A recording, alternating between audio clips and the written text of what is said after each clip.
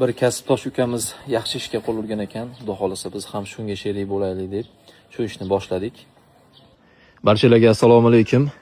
Shu remontga ehtiyoji bor, sharoiti yo'q oilalar bo'lsa, bemalol biz bilan bog'laning. Tunikafon baza jamoasi bir oyda bir shunaqa xonadonlarga ehtiyoji bor oilalarga Tunikafon xizmatlarini taklif etadi. Hozir mana ko'cha tomonni bir kasbdosh ukamiz qilib bergan ekan. Bizga dorizaxonasi nasib qilgan ekan.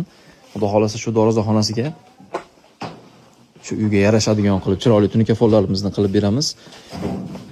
Xo'p, ichkari tomonlarni yana bir kasbdosh do'stimiz, akamiz chiroyli holatda tunikafonlarni qilib bergan ekan. Biz mana shu dorizaxonani shu shapkalarga mos holatda qilib beramiz do'stlar. Bemalol murojaat qiling. Albatta, qanaqadir biz ustamiz. Shu topayotgan daromadimizni qanaqadir bir qismini inshaalloh shu narsalarga ishlatmoqchi bo'lib shu ishni boshladik.